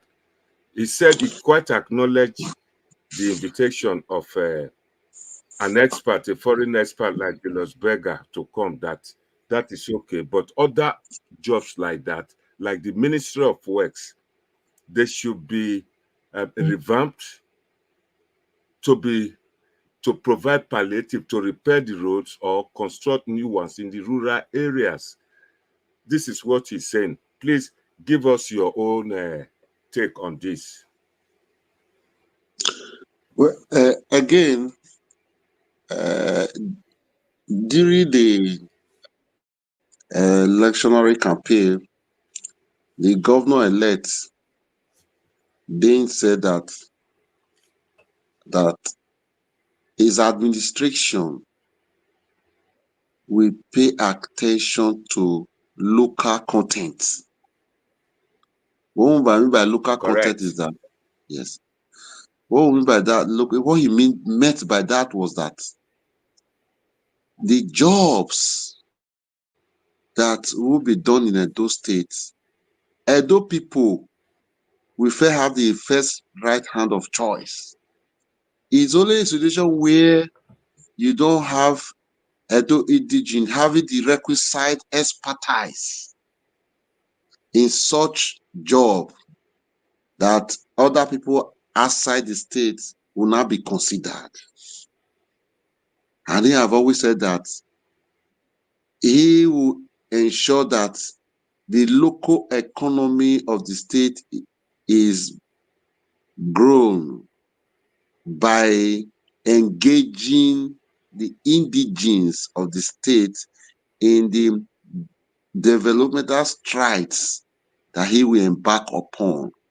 For instance, in the infrastructural development, for instance, the school he talks about, even during the campaign, the governor-elect also told us within the 100 days in office, there are numbers of schools across the state that are going to be reconstructed, renovated, and the names when you have new ones, they will be built.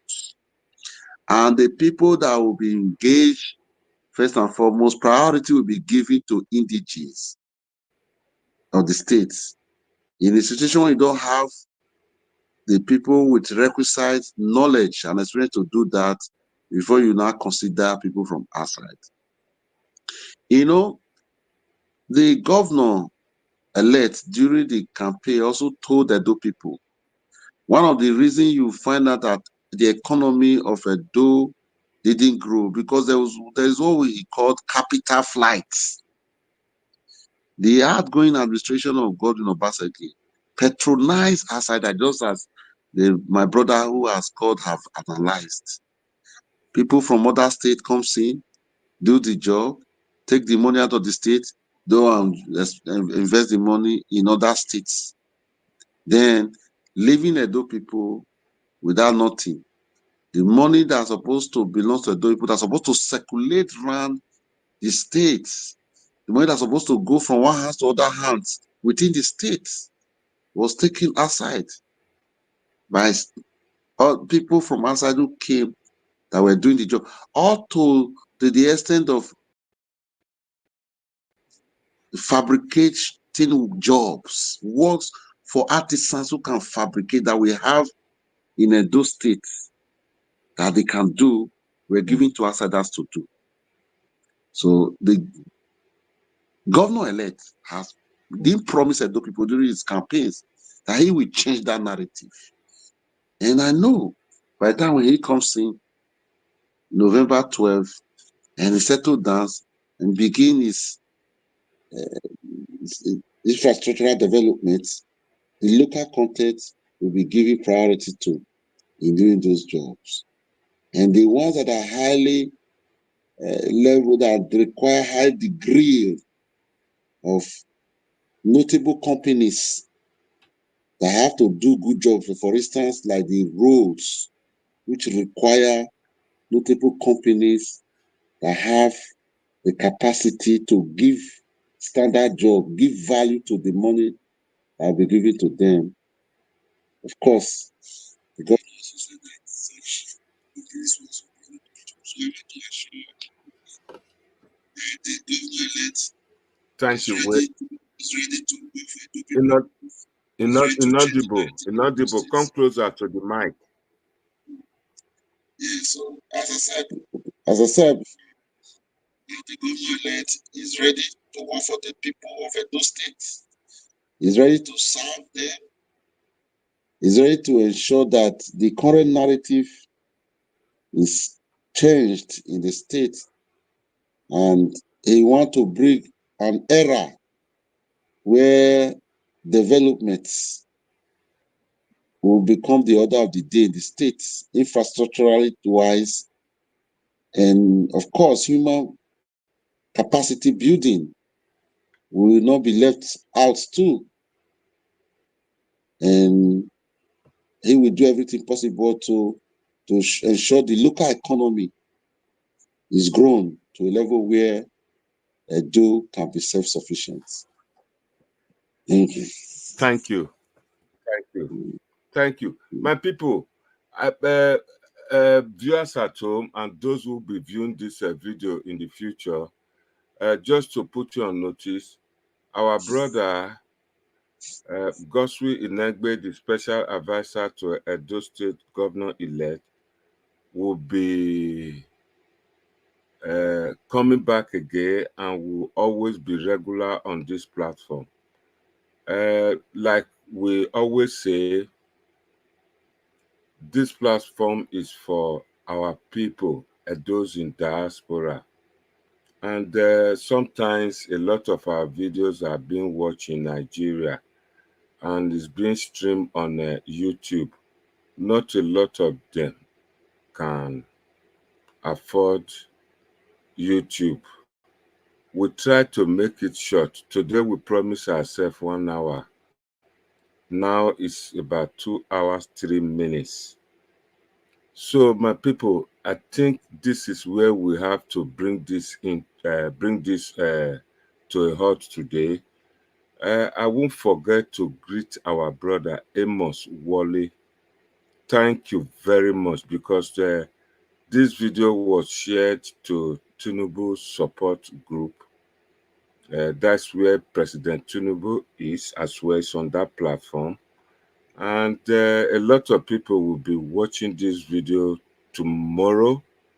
And the APC Edo State leaders WhatsApp group too. This video is trending there. They may be asleep. Not that way, they would have loved to engage our brother Goswi. But tomorrow evening, a lot of comments will come on you keep one eye on the comment section. You will see and hear their views of what our brother Amos Wale has been saying. I'll read some of them to you. He said, look, when the new governor comes in the way address that let's talk about Edo economy, pensioner, ICT infrastructure, security, courtism, and electricity. He went on further to say, to solve it, it is easy. When you can come reassess employed teacher, that's when Goswill Inegbe was on when our brother Anthony Imafidon posed the question of the employment of 4,000 teachers. Amos Wale said, to solve it, it is easy. When you can reassess employed teachers, the one that pass, integrate them, and add others. You have spent over 20 minutes on the OBASEKI issue. Nobody said it will be easy. Yes, I agree with you on that. What Wale is trying to say here, I'll give you a rebuttal on that. You see, OBASEKI has been there for 8 years. It didn't deem it necessary to employ 4,000 teachers. Just weeks to his government to come to a halt, then he then decided to employ 4,000 workers.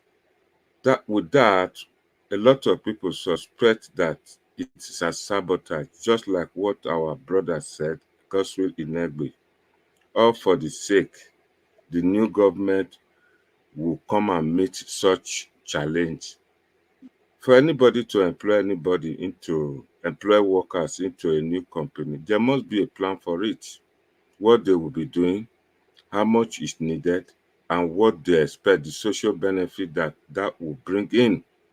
First of all, the schools need to be renovated for them. Most of the schools today, some of them do not even have roof. So bringing 4,000 teachers is just to cause problem to raise the wage bill. In the whole of Nigeria, Edo State is the lowest employer of civil servants. We have 45,000 civil servants, and most of these 45,000 are ghost workers. You will see from the information I heard from the transition committee that most of the money paid to civil servants, they just pay them through air. They call them e-transaction. And none of these civil servants are existing. Most of them are ghosts. My brother, I know they talk lie. Now the truth I they tell you, I follow the transition committee bumper to bumper. And that's what they have to say.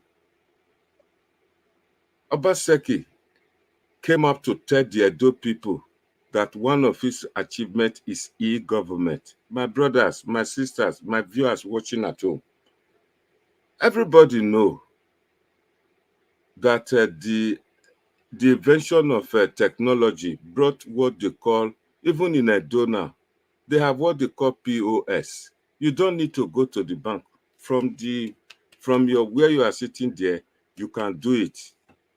A lot. Direct debit are set up. You pay a lot of people you want to pay. A governor, which they claim to call a technocrat governor, will come and boast of e-governance. I don't see anything in that. My children in schools, they can set up a computer, they can do anything with computer. That is not achievement at all. So we don't want to talk much. We will bring the panelists in on Tuesday. They're going to debate what our SA media has started today. They will debate it. We will bring the PDP. I will bring people from APC and Labour. We will see. Mickey Gabriel is ready. Alois will come in. Victor will come in for PDP, and we will debate it, and we will beg our brother, appeal to him, appreciate him, to stand by at home. Where they have problem, we'll phone him, then he will join us today. With this, now so we see him today. We thank everybody that stayed all long for this period to watch this program. Anita Chamber of Truth of Voice, Voice of the Poor, I greet you.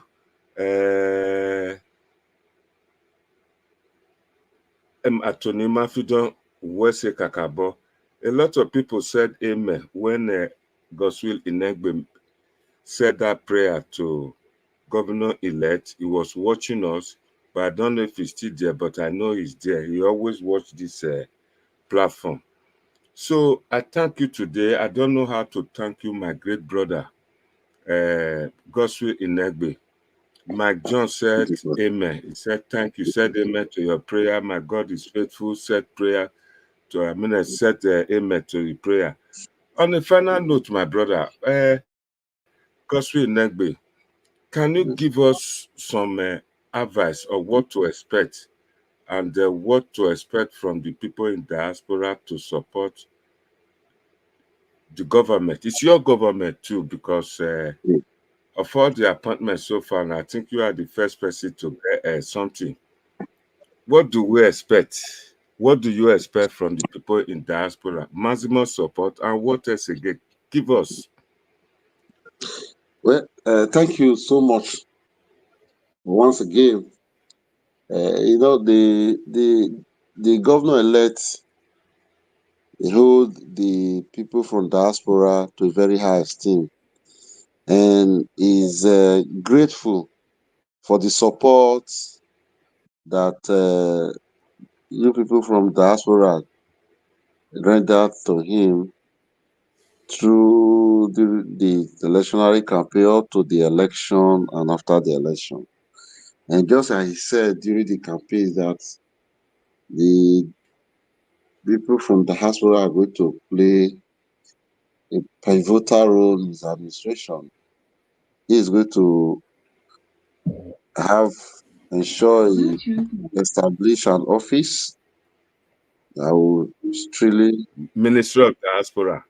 yes, that will truly connect those diaspora. And the essence of doing that is that, at the national level, we see the volume of income, rather to say, funds that comes from the diaspora into the Nigeria economy. And there are a lot of things that the diaspora can offer to help the incoming government to achieve his agenda of developing the states. And the governor-elect, as he have said over time, that is looking forward to working side by side and working together with the people in diaspora and helping to develop those states. So I want to reassure our people in the diaspora that the governor-elect, Mr. Okpebohllo, will ensure that opportunity for the people in the diaspora to be part of the administration, to play a role, to bring in their expertise, their ideas that will help to shape the state, to move the state forward. We will always ensure such opportunities granted. Because at the end of the day, if I remember, a lot of things that the diaspora can offer to help to take Edo State forward. And the good thing about Edo State is so unique that I don't think there's any major country all over the world that you don't have any Edo man or woman living in such country. So for us, that's a thing of pride. When you're having people bringing ideas, what is obtainable in other climes all over the world, bringing it to a table that will help to develop Edo states. So by the grace of God, the government will be looking forward for such a productive collaboration between his administration and the people in diaspora. Thank you so much.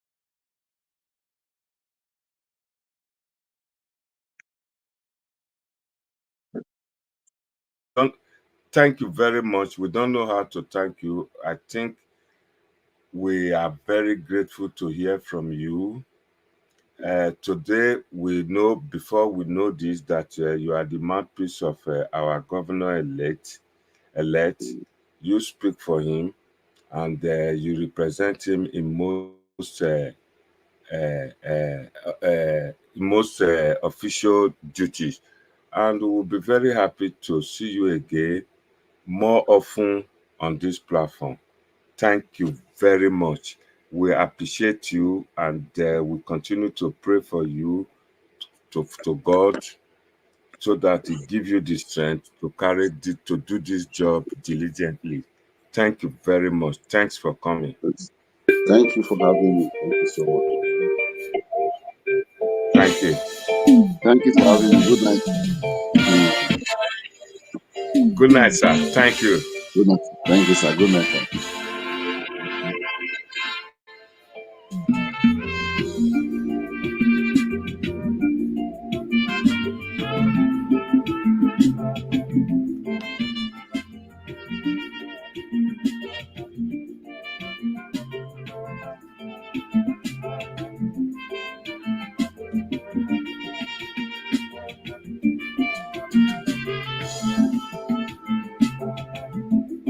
Okpebohllo.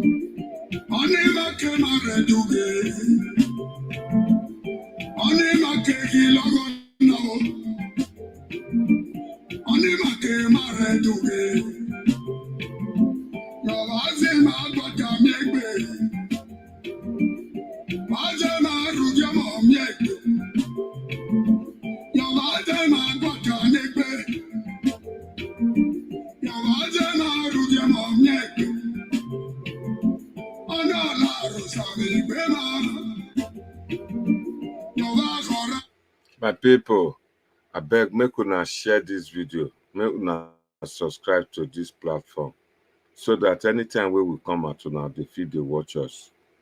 I beg, this now the prayer we will beg.